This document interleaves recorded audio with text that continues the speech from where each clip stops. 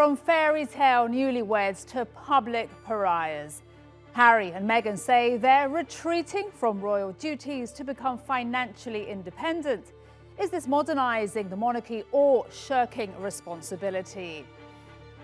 I'm Maria Ramos, and today's newsmakers are the Duke and Duchess of Sussex.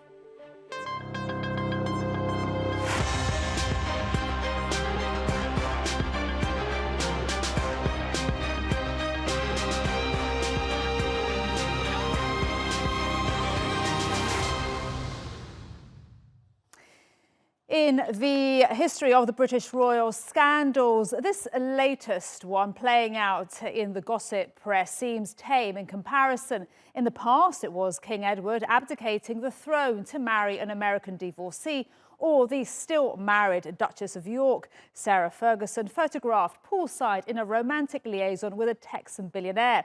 And most recently, allegations her ex-husband Prince Andrew had sex with underage girls. The announcement by Meghan Markle and Prince Harry that they would be scaling back their royal duties was met with shock, disappointment, and even unleashed a torrent of racist and misogynistic commentary. Does that explain why they're calling it quits? And just how feasible is an independent life? Is their bye-bye to Buckingham Palace a groundbreaking step, or one that challenges the monarchy itself? Adam Pletz reports.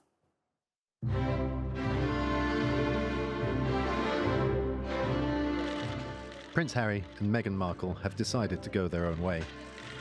The couple say they want to step back as senior royals, pursue financial independence, and split their time between the UK and North America, while continuing to support the Queen.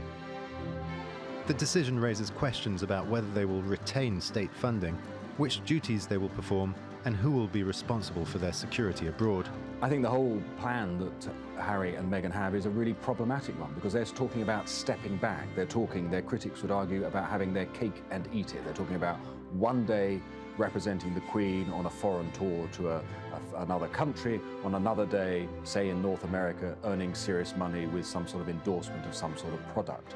The risk is that those two things aren't compatible. The risk is that their pursuit of money will tarnish the Windsor brand and tarnish the House of Windsor.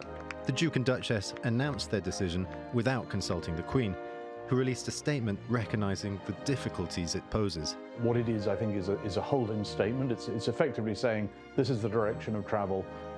We are agreed reluctantly that Harry and Meghan do want to pursue a new life. We've got to sort it out. What we can deduce from it is that process is a matter of, is deemed to be an urgent one. The Queen wants it sorted out quickly, and it's going to be done as amicably as possible. Talks aimed at clarifying the couple's status are ongoing, and the Queen says she wants a solution in the coming days.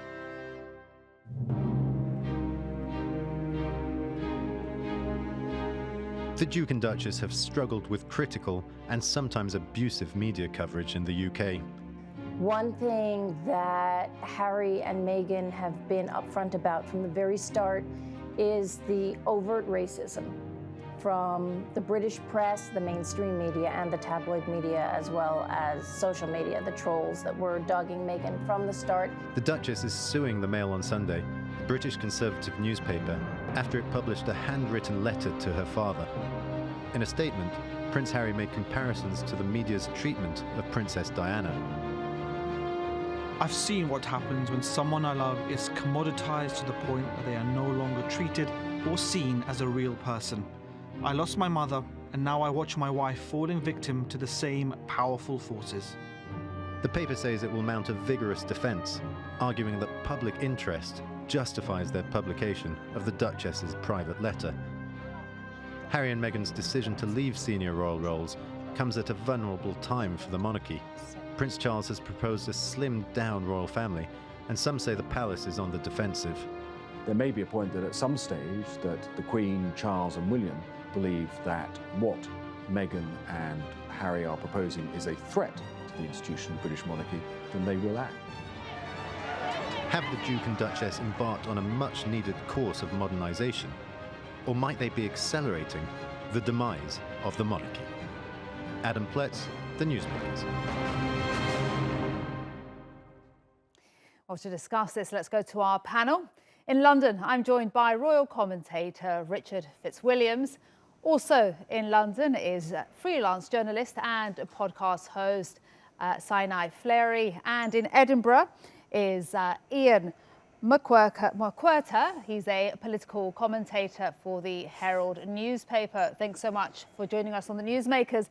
First, I want to go to you, Richard. As a royal commentator, what was your reaction when you heard the news? Well, it was undoubtedly a bombshell. I mean, there's no question that the only precedent you could draw, go back to 1936, when Edward VIII abdicated so he could marry Wallis Simpson, an American divorcee. Now, of course, there isn't really a comparison because he was king, whereas Harry is sixth in line to the throne, wanted, and I mean, it was a surprise. The way the announcement was handled unquestionably was dramatic, that he and Meghan wanted their own independence. Now, the way that this will be worked out will be absolutely fascinating because although it is seen by some as a possible threat to the monarchy, there's also the argument that modernisation. I always saw Harry and Meghan, I have to say, as a dynamic duo who followed in the footsteps of Diana and would be charitable entrepreneurs, so to speak. I think they're superb at that. How will this work? Exactly. How will it be funded? These are the questions that people are asking. But one of the things I would mention, the enormous fascination of the monarchy. I mean, for good or ill, look at the global fact that globally people are absolutely riveted by this. It's been dubbed Brexit, and I noticed that the millennials seem, on the whole, to support Harry and Meghan. On the other hand, baby boomers tend to support the status quo. Absolutely fascinating. Richard, you've touched on lots of points that we will get to, but Sinai, to you, why do you think they decided to leave? I think there's a number of reasons why they decided to leave. One of them is definitely to do with the treatment that Meghan has received since her and Prince Harry got married. Prince Harry in 2016 was forced to release a statement saying that Meghan has in fact been subjected to racist abuse and sexist abuse from the press. So for him to have to issue that statement, I feel like they must have been really, really feeling like it was a problem and it was an issue that needed to be addressed. In terms of other reasons, we don't know until they come out and say, but I feel like the racist treatment from the press, the public, the tabloid newspapers is probably one of the reasons for their decision to leave. Iain, why did they leave? Well, simply they want to live their own lives and they want to make their money in their own way, but they don't really want to have to bear the burden of public exposure or carry out any of the royal duties. And I think most people, certainly up here, would wish them well in that, if that's what they want to do. Do what you got to do, but don't expect to keep your titles and don't expect the public to continue to finance your lifestyle. I think that's really the crucial issue here, that you can't have your cake and eat it. You can't be both royals and start promoting your brand across the world as Sussex Royal and still accept, the respect and privileges that go with being a member of the royal family. Indeed. And do you think racism played a role here? To you, Iain. Well, I don't know. Racism played very little role, very little evidence of racism in the press and media. There have been a lot of comments about headlines such as nearly straight out of Compton, which was one which just seemed to be objectionable and racist. And while that may be silly and it may well be wrong, it's not it's not actually racist in itself. There was a Radio 5 disc jockey who unwisely tweeted a picture of a monkey. He was immediately sacked from his job and excoriated, which I think is a measure of the extent to which the British media is now thoroughly intolerant of any form of racism. The comparisons between the treatment of Meghan Markle and Kate, I don't think really stand up at all. Kate herself had a lot of very adverse coverage and treatment as well. You may remember that foreign press were sending out, publishing pictures of her naked, taken while she was on holiday. So this kind of intrusion, I'm afraid, goes with the territory of being in the royal family, and claiming it's racism when there's really very little evidence of that. I'm not saying there might be racism in social media, but not in the press. I think really rather demeans the whole argument. Sinai, would you agree with Iain there? No, I totally disagree. There has been racial undertones in the language used against Meghan Markle in the press, and it's been blatant, it's been obvious. Words like straight out of Compton when describing where Meghan supposedly grew up. I mean, insinuating that Meghan is somehow related or linked to gang violence in Compton when that is not even where she grew up, that's not where she was born. There's no emphasis on Meghan's private education that she had. She's just tarnished as not worthy by the press. Now, for you to say that there's been no evidence of any sort of statements that are actually racist. Iain. Well, this is the thing as well. The idea of racism is that in Britain, we seem to tiptoe around the idea of racism. People think if someone is not screaming the N-word at you, if somebody is not calling you a black whatever, that it's not racist. Now, racism in this country is very subtle, it's very coded, it's very hidden. It's in the words that are used to describe somebody. I mean, why would a newspaper bring up Meghan Markle's entire family tree and say, oh, she had a family member who was once a slave? I mean, what has that got to do with anything? Danny Baker's tweet. I do think it's tremendously... Can I answer that? And there's a very good reason why they did raise that, actually. Hello? There's a very good reason why they did raise that, and it was a very positive reason, because this was seen at the time when Meghan Markle arrived on the scene as a great achievement, a great step forward for diversity in race relations in Britain, that here was the white royal family accepting someone who was of mixed race. It was a celebration of that, not any undertones of racism. OK, I wanted to ask what their new life will actually look like. Will this actually work financially? To you, Richard?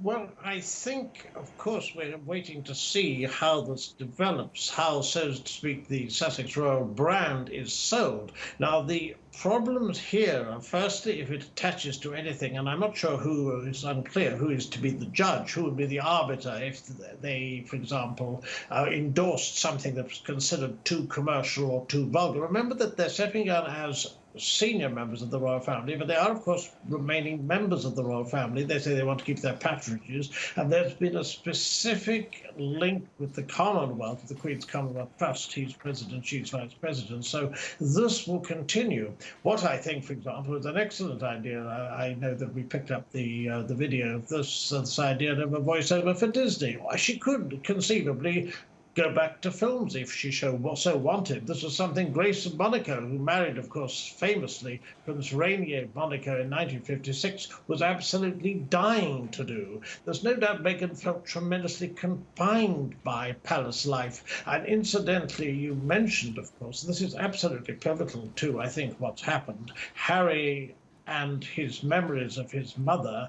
I mean, in the ITV documentary, which was the precursor of the statement, Tom Bradby, who interviewed them, brought up the topics of mental health and asked how they were coping, and Meghan said she was surviving, not thriving. Harry talked also and gave credence to the rumours of a rift with his brother, which previously we'd been reading of for months. There's no doubt that there are tremendous pressures in the Royal Goldfish Bowl. Equally, this is a new attempt to see where it will go. I mean, if they were in Europe, it's quite interesting. If you follow European monarchy, they were the first to marry Monroyals. They were also the first to abolish the male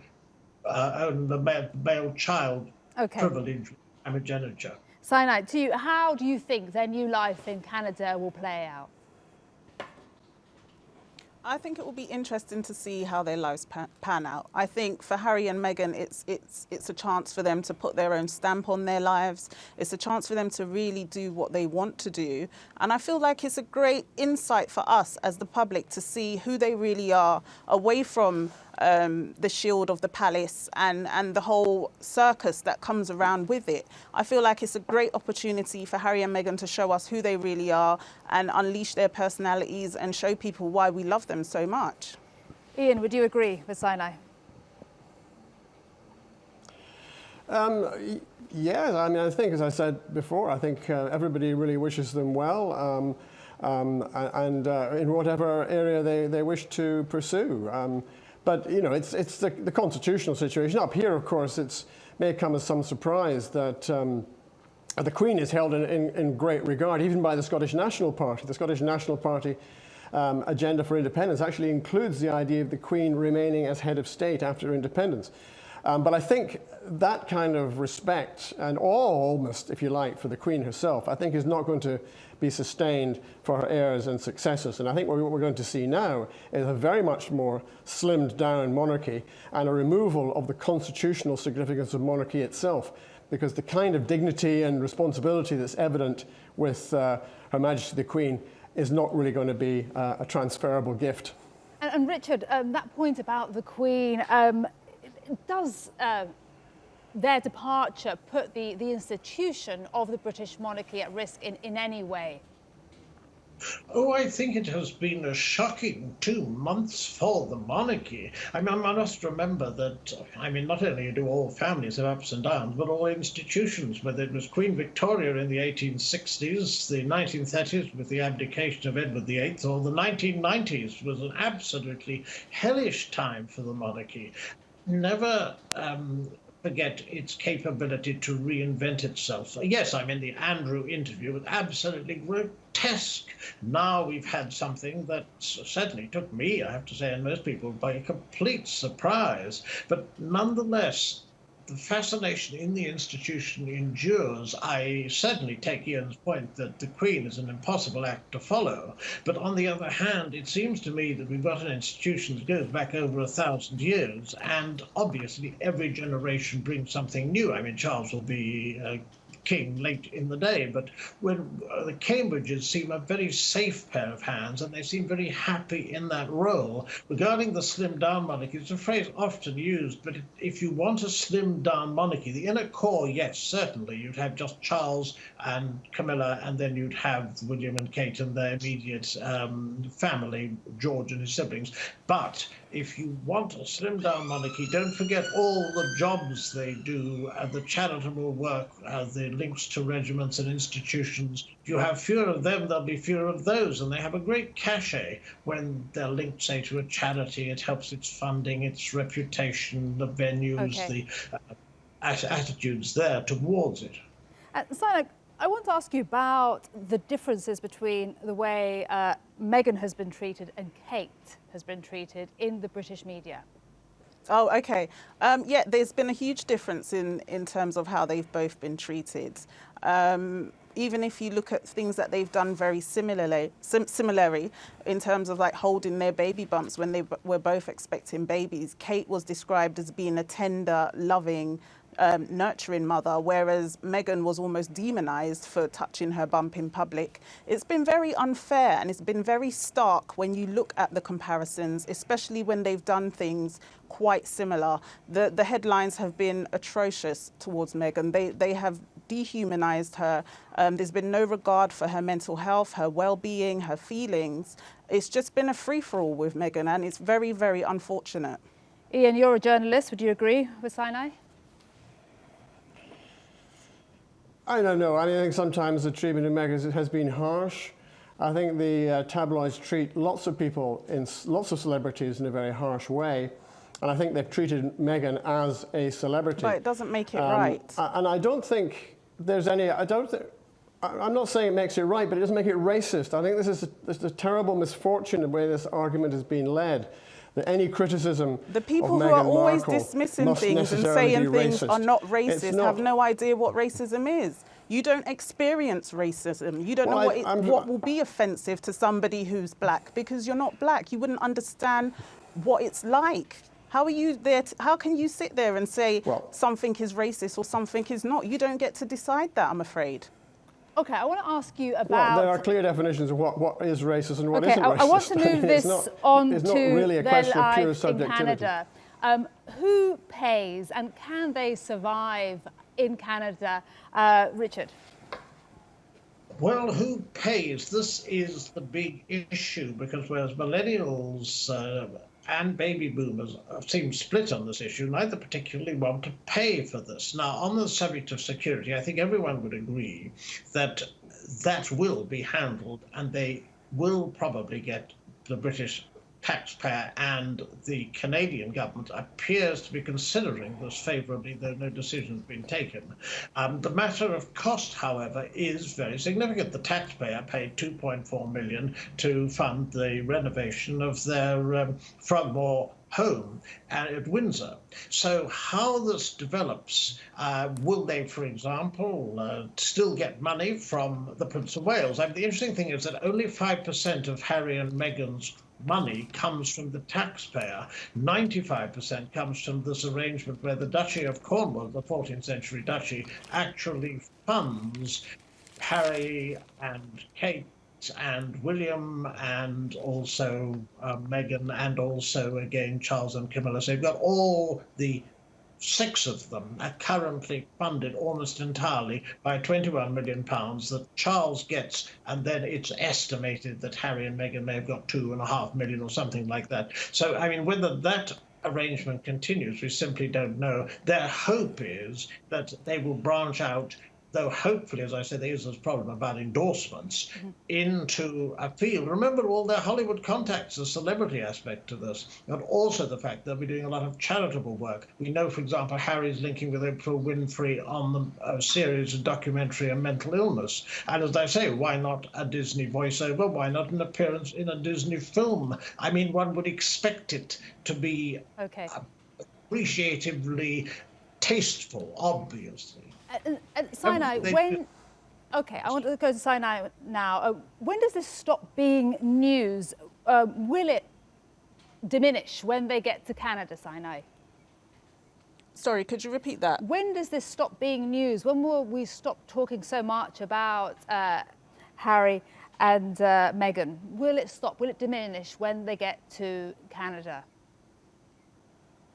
I don't think so. I think Harry and Meghan, from the get-go, Harry and Meghan have been popular with British people. Harry is a much-loved member of the royal family, so I don't think the interest in them will stop. It doesn't matter where they move to. I feel like people would always want to know what they're doing, what they're up to, what charity they're working with. I think the interest will always be there. And Iain, we know the Duchess is suing the Mail on Sunday after it published a handwritten letter to her father. What do you think the repercussions are going to be of that, Iain? Well, they're going to be pretty explosive if Meghan Markle's father, as appears to be the case, is liable to be given evidence in court about the transactions made between them shortly before and after her wedding. I mean, again, I think, you know, this has been portrayed as racism. It's not a question of racism at all. It's a question of intellectual property rights, if it's anything. That's what the Daily Mail is being sued for. It's not being sued for racism. And Mr. Markle is potentially a very damaging witness, if you like, from Meghan Markle's point of view, because he's suggesting that, and the suggestion is, I can't obviously discuss the details of this, it's a legal case, but there is certainly a lack of fit between what they're saying, both sides are saying about this. And I think it's the very worst outcome for both of them to have something like this erupting in a public space and erupting in the courts in this kind of action. Richard. The other action, again, the other action... Yeah, just we've got a minute to go. The other action, of course... Here, Richard, where does this go next, given what's going to happen in the Daily Mail? The Daily Mail... the Mail on Sunday. I think that it was one of the most extraordinary media circuses ever if you actually had Meghan appearing in court with her father opposite, acting with the Mail on Sunday. It was absolutely ghastly. The royals have a rule: don't go to court. The last senior royal to go to court, it was Edward VII, Prince of Wales, twice in the 19th century. Queen Victoria was horrified. And on that note, well, Richard, Sinai, Iain, we'll see what happens when the Mail on Sunday publishes this handwritten letter from Meghan to her father. Thank you very much for joining us on The Newsmakers. Really appreciate your time and your comments. Thank you. All right, that is all for this edition of The Newsmakers with me, Maria Ramos. Until next time, thanks for watching and goodbye.